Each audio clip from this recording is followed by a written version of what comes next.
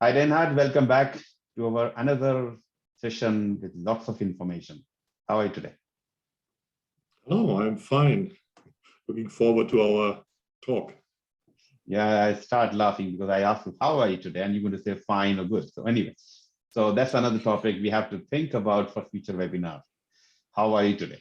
Great.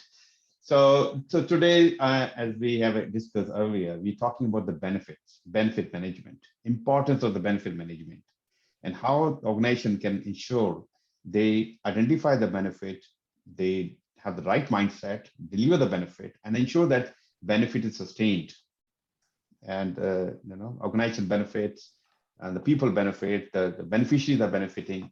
So that's what it is all about.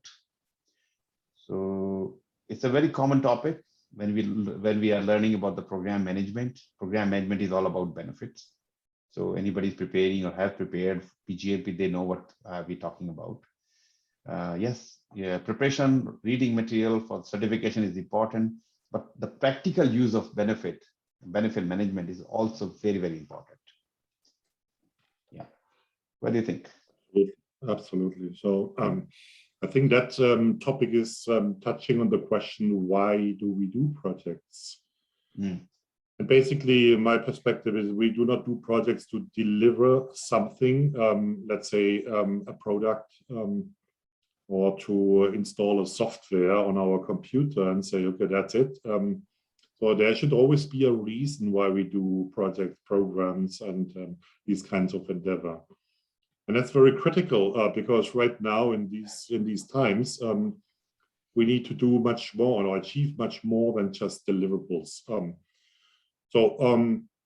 Typically, we define a project that we have a start and an end, and at the end, you have a deliverable ready, maybe a new product, a new car, or something else. But that does not answer the question, why do we do that project? So within the project, typically, you can deliver benefits already within the project lifecycle.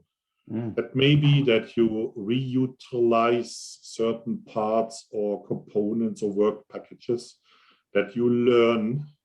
So learning is a benefit. That may be to the people, the team that is involved in that, maybe for the organization that has a continuous learning cycle and learns out of doing projects in that way. They learn maybe working with agile approaches or so. And that's immediately a benefit. That's not directly related to the product of the project, but it is something that is important, and I believe even more important than just delivering that product of the project. And you spoke about programs. Here, even it's more important, and I believe that also differentiates programs from projects, because programs spans much longer, so it's interrelated, interconnected projects, and it's specifically looking for, let's say, synergies, a benefit in the scope of that program, but also to have benefits that reach beyond the program lifecycle or the project lifecycle. So it's a very important question. And we should, in our education and training of project and program management, really focus much more on that topic. Exactly. So when you talk about implementing a software as an output of a project, but if just implemented, nobody use it, then what's the what advantage we have gained, what benefit we achieved, or they are using it but not at the full capacity. It has lot more to achieve, but we are using partial of that. Then the benefit of that $1 million program or project we've done is all wasted. So that is where we need to make sure we have identified the benefit early in the process, and we have a plan to achieve them. We need to find out what exactly we have to do to ensure that the benefits are going to be realized as expected. Not just implementing the software is enough for the project or program. It is about making sure the people are involved in the journey. They have the right mindset. They are trained. They got required training, and they are motivated enough to use the product at the highest level of, the capability of the tool or software we have. Then then the organization, they can see the real advantage or real benefit of implementing this kind of software. I would even start before the project starts. And so we should involve the stakeholders and ask their perception of what are potential benefits.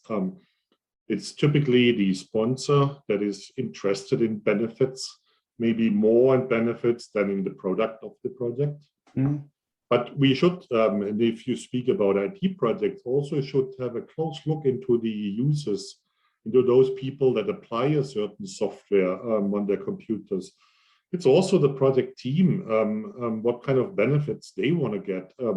So I think the stakeholder analysis before that project should take into account and ask the right questions to identify and let's say formulate those benefits that these stakeholder groups want to achieve during the project and the program and beyond of that limit of that temporary endeavor. And what I typically recommend is to just list those benefits, maybe create something like a benefits register. Yeah.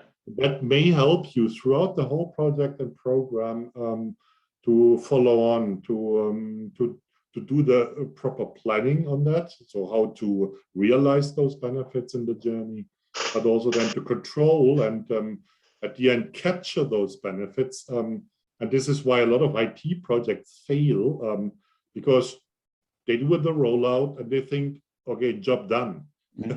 But even for benefits realization, the job starts with the rollout, because then you need to see that, as you said, all people use that software. You gain those efficiency benefits and many others that you intend to have in an IT rollout. Exactly. Yeah. And I give one example and how things can fail. This is not IT project. Actually, I was looking for a trimmer to cut my grass. So I saw this in the hardware store, beautiful trimmer, $280. It has many parts. I said, okay, I'll go for it. I have no understanding how to use it properly and no training, nothing. So what I did, I came home, start reading manual a little bit here and there and start cutting. And because we have the kind of a plastic wire kind of thing, and it's breaking again. So I tried a few times, and ultimately I said, okay, I will do it sometime later, because I don't know how to use it effectively. Yes, you can say I should have read manual properly, or I should have asked the hardware manager person to help me out with the guidance. That didn't happen. So what happened after this? Because I cannot use it, in my mindset. Then I put it on side. I will use it one day, someday. So when we are moving from Australia to US, I have to kind of throw a price, $50, a $20 thing. I have to just give it to somebody. So I didn't use it. So I spent a lot of money to buy this product, but I didn't use it because I didn't have the proper training and proper, guidance on that. And that's what happened. Many times when we do IT project or infrastructure for anything we do, we just assume that people will pick up by themselves. There's, maybe some training or some manual is given to them, hand out. You guys, you can use it. And is it enough? Because the person may not have the right mindset, or maybe he's too busy to read the manual. So maybe organizing some kind of training to this person, or to some kind of training to these beneficiaries in a structured way, so that the person not only use the product at the highest level, but also talk more about it. That's where the word of mouth comes. And when I'm happy, I will be talking more about that, because when I'm a friend.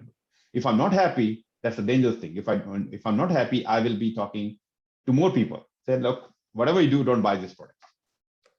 Yeah, absolutely. And that's also now relating to change management.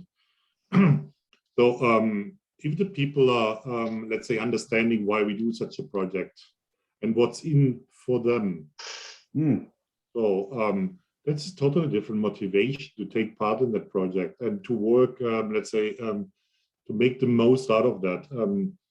And I can just also give an example.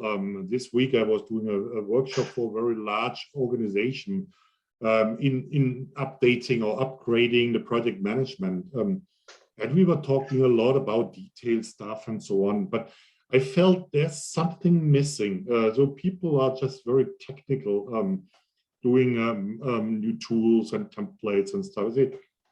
Hey, why the hell do we do this project management here in this organization? And they say, yeah, we just need to do it because we need to deliver projects. They do very large projects. I said, yeah, but for whom? For what purpose? What is the benefit to you as people? And they could not give me a single answer. And then I said, stop, let's do a workshop on the purpose of project management in that organization. And they immediately started chatting, and they had very nice formulations. And so the energy level immediately raised. And that's, I think, how we can improve performance in projects, in project management, in program management, if we ask those kind of questions. What is in for you? What is in for the organization? What is in for nature? What is in for the society? So why are we doing that projects?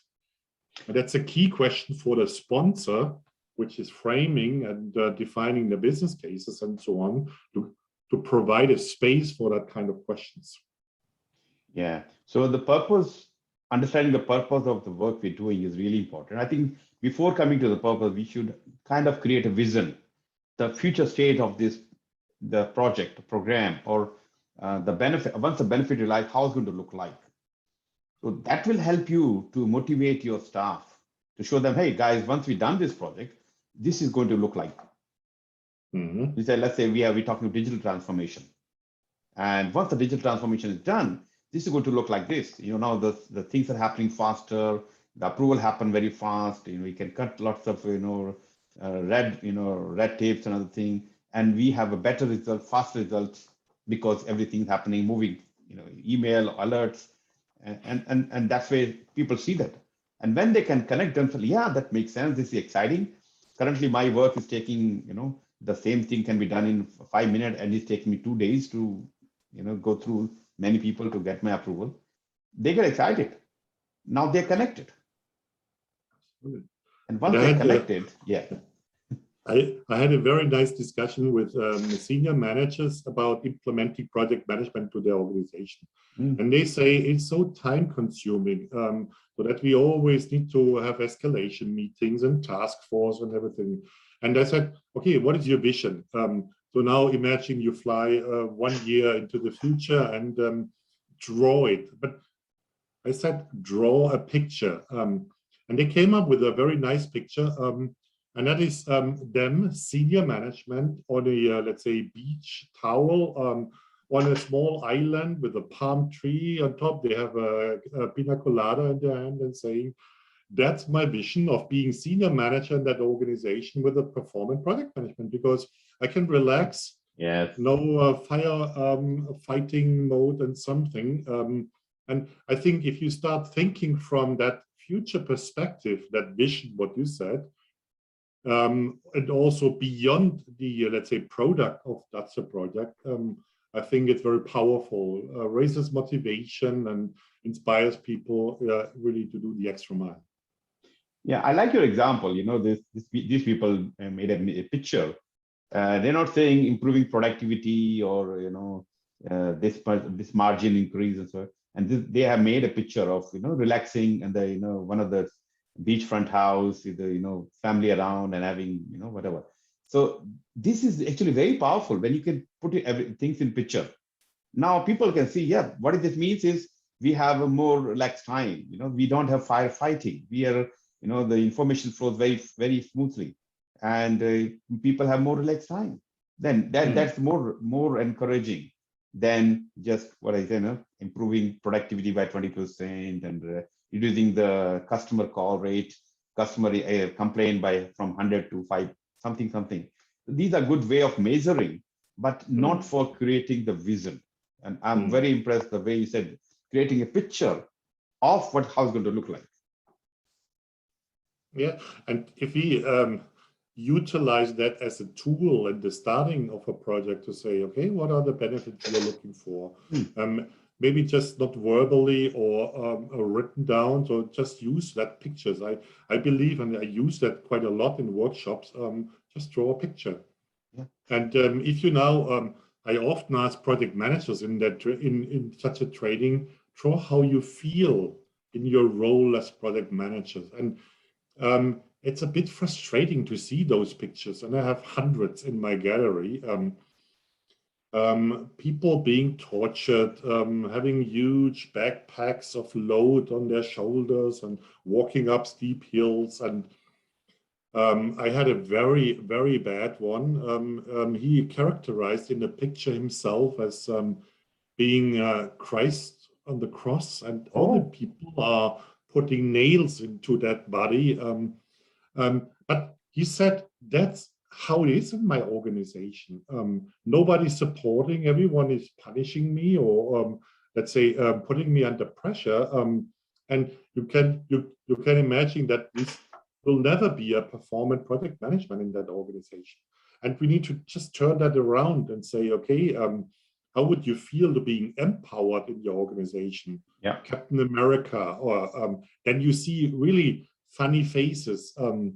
You see people that are also kind of relaxing and so on. And if we are able to do that in that totally different direction, then we have positive energy in the project, right? Yeah, perfect. So I really I actually like this one, because he said you can put in picture what is the current state and the future state. Currently, you can, you talked about person is crucified and people putting nails, and this is the current state of the organization. But after this project, these after project people, happy people and supporting each other, hand holding, giving roses, all that kind. So that's the thing, this is the current situation and this is the future state. That's very, very powerful. And if you put them in picture form, people can connect themselves very easily. So why this software is going to help us? Because currently work pressure, load, and you don't have the right information, right time, decisions are made randomly with no justification, versus having this tool which will help you to streamline your thought process, and your meetings are more productive, and people are excited, energetic, alerts are coming at the right time, and you get to see the product or the reports in the expected format. Easy, very easy to see that. And any stakeholder who can see the picture, you can connect with them very, very easily. Absolutely. And I can relate it also to humanitarian aid projects. I was working quite a lot in Africa. And we were asked to build a school. And I said, okay, sure, we can build a school. But that won't help you in that circumstances, because I think your motivation is much higher if you build your own school, if you do it brick by brick yourself. We can just finance, maybe support and buy bricks, and you build it yourself. Yeah. But how should that school look like? And they said, okay, let's ask the kids. And the kids were asked to draw pictures. And their situation, it was in Kenya. They said, we want a school where we not only get knowledge and being taught, but also where we get food. So they had a nice kitchen where someone was cooking nice food and they were eating. And there was a shamba. Shamba means a garden where they can plant their own stuff, which is then for the kitchen and so on. They have some animals around and so on. So it was basically the kids who told the, let's say, the project team how that school should look like. And we should do that much more to engage stakeholders, here the kids, more in the let's say the framing of the project, in developing a project charter with all that kind of benefits. And then you see immediately the product of the project. It was just the school building. Is so unimportant because all the rest is more important and powerful to the people. Yeah, I mean, the way you said, these are the beneficiaries. The correct term in the literature is beneficiaries. So the the students are the beneficiaries, the real beneficiaries from the new school, and you are actually engaging them to create the vision, and they are now involved in this whole process. And now what will happen? If you're asking them for their support, volunteering, this and that, they will be very happy to come along and do whatever is required. And the other situation can be, you just say, guys, we're going to have this new school, and this will be starting now and finishing of this, and this is the purpose of this is to give you education. The environment will be this. And you do talk, but the powerful, you're still not connected with your beneficiaries. Once you're connected with them, and there can be up and down in the whole process, but they support. Sure. They work with you. But in other situation, when you say it's going to be done, and by end of this year we'll have this, people are there, but they start looking the faults, problems, why this cannot work. I don't like this kind of school. I like this kind of school, And in this way, you actually engage with your stakeholder. They are empowered. They are helping you through the whole process. And when they are actually, when the product is done, they're going to do UAT, and you already know what they're expecting. So you already covered those requirements in the product. So UAT will be successful. Powerful, absolutely. Yeah. Yeah. So engaging with the stakeholder early enough is a very, very powerful. You get more advantage in the project or program delivery the benefit, because they are driving the requirement. The two ways we can say the requirement. One is, organization like to do this, and everybody has to do this, and from tomorrow everybody has to do this. So you may get the result, but they're not very connected or happy. But somehow you can turn the table and make them to ask you these changes, then your job is done. It's just a matter of putting some some software or something that's done. Otherwise, you're spending a lot of time in stakeholder engagement. Keep working, and you complain, hey, look, my stakeholders are very mean. They never appreciate my work. There's always politics. They're always trying to pull my legs. It is because you're not engaged with them. They are not connected with whatever you're doing. And that's where we miss a lot of program manager. They miss the delivery of the project to program. Yeah. And you're touching on a very important point. And this is, let's say, the art of asking questions. Stakeholder engagement to me is asking the right question in the right moment. So early enough, we need not to ask, how are you? It is rather going much deeper in the question. So like in the school, imagine imagine now 1 year from today, and you can dream how your school would look like, or it's Christmas. You have a Christmas wish list. Write down how that school would look like, and it mobilizes the thinking of the people, and then listen carefully. It's not that you already have your design in their head and so on, and impose your thinking on your stakeholders or the beneficiaries, as you said. But it is really to give them space to express, and maybe by drawing, it's a very creative form. You can do also some, let's say, design competitions, or whatever the tool is. Design thinking is a good method of identifying these kind of benefits and ideas and expectations they have. Give space, and don't start the project before you've got all the ideas, and then formulate the project charter, and then try to realize it. And project management is just a tool of realizing that kind of benefits through methods and tools, and maybe also the competences that we have. But the upfront activity, I think, it's more critical than the realization or the execution of a project. Yeah, that's right.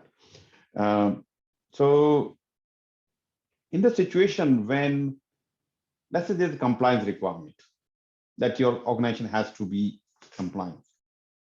what can we do to ensure that we are still connected with our stakeholder? Like it has to be done. There's no other way, but it's still going to, you can expect to see some resistance. So what can we do to engage with them and still get them through the journey?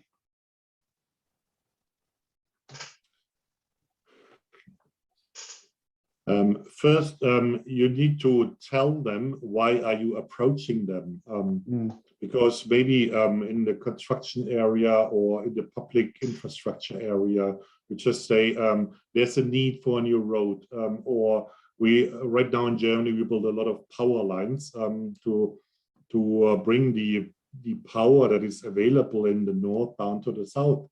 And a lot of people don't like these power lines through their gardens, so they are opposing. But they don't understand that is also a benefit for them, because we are switching down nuclear power plants, and we rely on the wind farm that are in the north. So without that, they cannot run all their computers and stuff. So we need to engage them, again, answering the question, why? Why is there a need for something? And then give them the space also to participate in the planning, in the design, in the layout of that project. And participate, or let them participate very seriously, not just, okay, we ask a question and that's it. And that we do anyway what we already planned to do, a serious participation. And that's what we do in change management in projects, to involve people, because it's not only the communication to the stakeholder, it's their involvement that make them understand, and maybe also make them engage, and maybe also reduce that resistance that is potentially in that stakeholder group. And yeah, it's much easier than to do the project. Otherwise, you start with hooray, but at the end, in the middle, you are stuck because there's a lot of opposition and resistance against the project. Yeah, I mean, more you engage with them at various levels, various time, whether it's during the risk identification or quality, when you're building how the testing would work, or during the planning, get their feedback, involve them. And now they feel that they are part of the journey, they are also contributing to this. And now they realize the importance. And many times what happened, like, I have an example where this person is a very smart, he knows the technologically, he knows everything. And now, because of some merger or something happened, his role is not important. And he's not getting a chance to speak in the meetings. Now he's feeling that, he's potentially not utilized. So once the project manager realized that, this person has all the required, technology and understanding. And one thing is stopping him to express himself, because invite him to the meeting and get him to talk. And he has the potential. He is the right person to do this. And only the reason he is not supporting us, because he don't see us as part of the same team. The moment you realize, once you give them chance, then the person will become very useful and help you in the whole journey. And that's a very important thought, because it's changing. The competence requirements of project managers are changing. It means actually you are a facilitator. You facilitate social processes. So you organize a dialogue with all the stakeholders.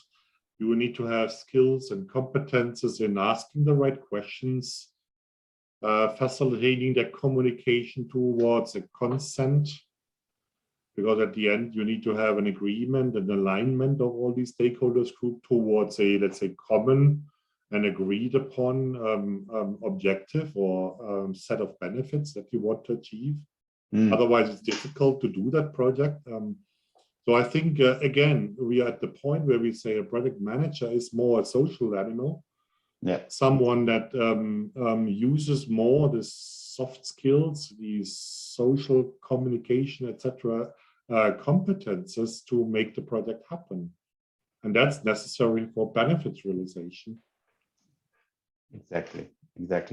Yeah. So we are saying this being a good social person, or another term we have emotional intelligence. Having those good emotional intelligence, higher emotional intelligence, and if you're connecting with the people at different level, that will help you to achieve the results. Your benefits are realized in the timely manner, and the stakeholders happy, excited with that. Mm-hmm. Yeah, it's social competence or intelligence. It's emotional intelligence, because you need to change the perspective. yes, and think through the shoes or the glasses of the stakeholders. This is what also could be done in facilitating. You know, these 6 thinking heads of the Bono, which is a technique that can be very much used in stakeholder engagement, because the 6 thinking heads are different perspectives that you take. If you have workshops with stakeholders, try to have a very diverse set of stakeholders engaged. Encourage them to share their perspective, and the better at the end you will get their motivation and their passion at work, and achieve the benefits. Otherwise, and let's now think in the opposite direction, if you do your project, you do it as planned and as a standard thing and so on, like this IT software, nobody's using it. Everybody's going back to the old software, the own Excel, the old habits and so on. yeah. So it's waste of time, it's waste of money. And at the end, you will never do projects anymore, because people say projects are just a waste of money. So to have this kind of benefits realization through projects, I think helps also to do more projects, and encourage people to participate in it. Yeah, definitely. Yeah. So we talked about vision and how to engage with the stakeholders. We did talk about plan, but I think we have to focus more on the benefit management plan. How are we going to actually manage it throughout the journey? Then have a, I mean, I like to see that everything documented. Okay, I have to build the software, and this software that we organize this training. We have this team building activity. We're going to have this logistic requirement, and that can be a good referral document during the delivery of the benefit. Yeah, I think there's a full range of activities in benefits management, which should be documented in the benefits management plan. And it's starting again with this kind of communication and engagement and so on. But at the end, you need I call it a benefits register, where you have a list of these benefits, also formulated in a way that is attractive, that is specific, that is also measurable. And if you now perform the project from, let's say, or throughout the various phases, you can always come back to that benefits list and say, okay, how is the maturity or the achievement of that benefits? Maybe only a few of the benefits can be realized during the project life cycle. So my experience is in the project, most of the benefits are realized beyond. And so you need also to find someone that takes care of the benefits realization after the end or close down of the project. And for me, this is also the role of the sponsor, that the sponsor is accountable more for the benefits realization at the end or beyond the project limits. And he can base again on this benefits register and then say, okay, did we already achieve some of them? What do we need to do to achieve the rest of it? So to have, let's say, 100% of the benefits achieved in a certain time frame. Somewhere you need to have a cut, because benefits realization, somewhere your project deliverables will become routine, will become, let's say, standard, like an IT software. So it's going over into the blood of the users. But then you may have the next release of the software, and the game starts again and again. Yeah. What you're talking in the team, who can sustain the benefit. Yes, sustainment. I think that's a very critical point, and that's often very underestimated. So that we say, okay, objectives achieved, the deliverables are done. I've checked by quality. That's it. No. As I said in the beginning, it's not even the start of the end. It's starting to really, we call it in German language, harvesting the benefits. So you need to have a plan for the harvest of all these benefits. And it should be also a very clear role. Nowadays, we have only a few people that act as a benefits manager. That could be part of the PM team, so that you have a dedicated role on benefits management from the beginning to the end, and maybe also beyond. Yeah, so I think you're right. The benefit manager can help to manage to get to the point where the benefit owner can take over from there. You manage, even as a project manager or program manager, your responsibility is to have a logistic and a people, train, mindset, everything. And then it is the responsibility of the benefit owner to take over from there. And then they will be owning the benefit sustainment. So, I mean, idea is good. It's a very good idea to engage them during the delivery phase, so that the benefit, the sustainment manager or this owner, they know what is coming to them, and their mindset is changed. The team is ready to accept the new product, new service, and they will be happy to take it and make it part of their operation or their day-to-day activities. And then it's important to celebrate achievements,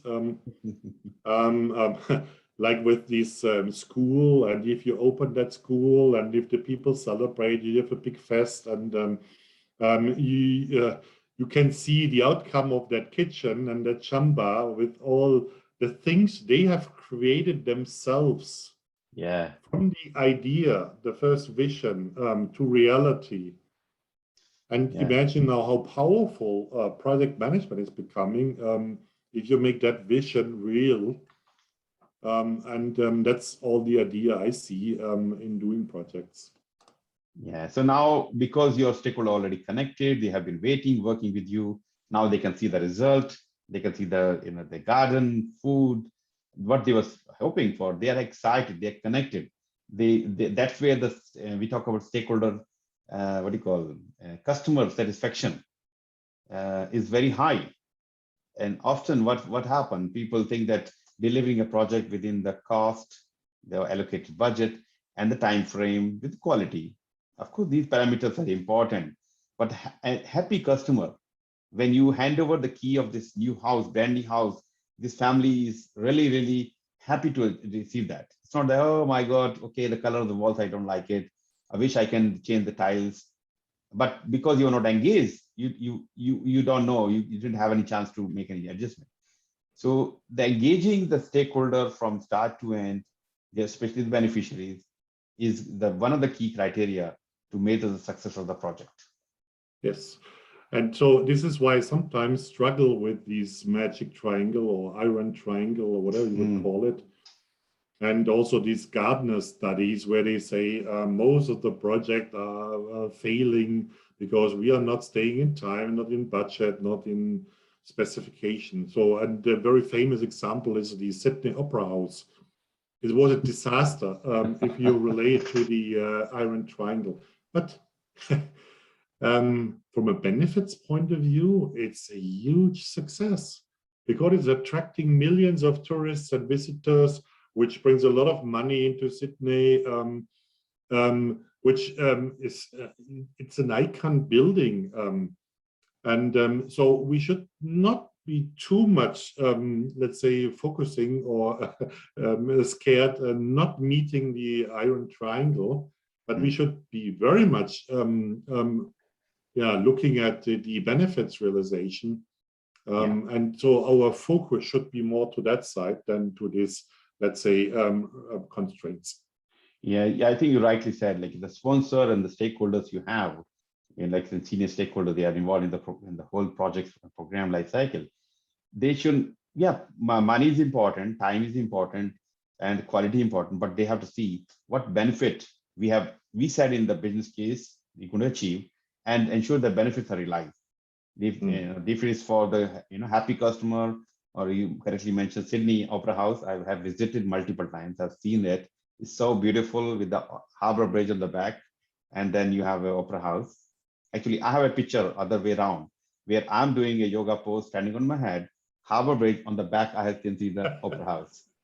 So I did not do that, but I also have very nice photos of both. It's iconic. People, it's kind of spiritual, maybe. It's at least emotional. And imagine your outcome of a project is emotions. People are loving it. They are maybe crying. Like these kids in that school, they are crying for happiness. And that's what we want to achieve in projects, right? That's powerful. Exactly, and that's where this is going. Like when I'm teaching my PgMP student or PfMP student, as you know, these are the most difficult certification. So I just don't talk about, hey, this is certificate. We talk about what you're going to achieve. What is the benefit out of this certification? When you come to me, is given. I say that. When you come to me, it's given to you because the process I built. But what you want to achieve out of this? So why I'm doing this, so that they're connected with the final result. If it's for more better career, more money, recognition, whatever it is. So now the certification is important, but they are connected, their result with the higher objective. So, yeah. It starts with a vision, and I think I wish that the people work more with visions. And I can give maybe a last example. In 2008, I asked a leadership team whether they are interested to climb the highest mountain of Africa, Mount Kilimanjaro. And I did not want to put it in a phrase saying, okay, it's 5,950, it's a lot of efforts, and at the end you're off that, or taking a photo at the summit. No, I phrase it very different. I say, imagine you are on top of the world in Africa, seeing the sun rising, see the animals, the glacier in your back, and immediately 20 of these leadership people, they said, I want to come with you. I did not tell them in the moment that there's a lot of effort, 1 year preparation, a lot of suffering. And so it will be a very hard time to reach that.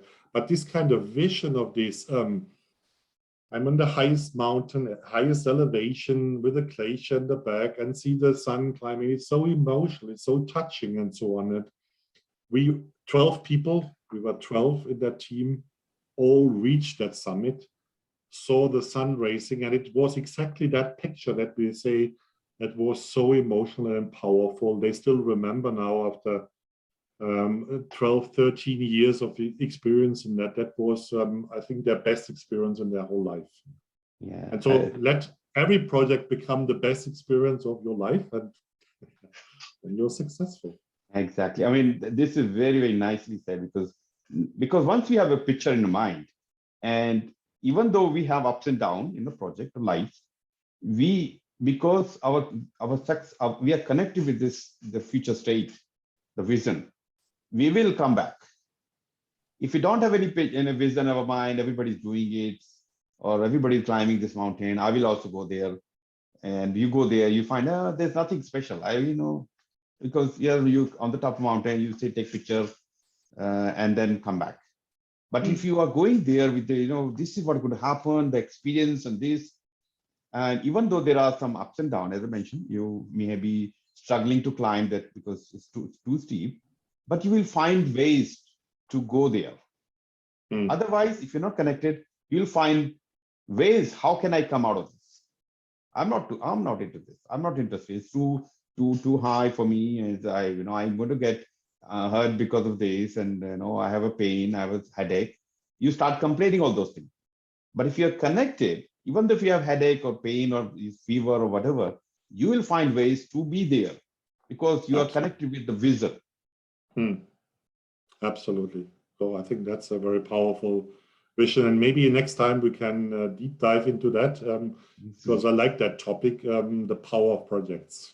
Exactly. Yeah. So that's what we're going to do. Anybody who's starting new project or program, make sure you have created a vision, and when you're creating vision, make sure your stakeholders are involved with that, because it's not only your vision, the stakeholder vision. The beneficiaries should come up. As you mentioned, these kids were making the picture, and now they're connected already because they know the work is done for fulfilling their dreams, and that is very, very powerful. So I think I like this discussion. I'm sure you have enjoyed, and people watching this, they can easily connect themselves. So, and anything last minute things you want to add to this, or? Let's feel the power of projects. I think that's a very nice saying, and yeah, let's make it real. Great stuff. All right, Reinhard, it was again lovely talking with you, discussing these complex topics. You make them, very easy, especially having right examples. So thank you for bringing this knowledge again and again. I'm very honored to have you on in the podcast series. So let's continue with the future ones. And thank you for engaging in these talks and always putting the right theme on the table. And I'm looking forward to the next topics. Great stuff. Thank you. Take care. Thank you.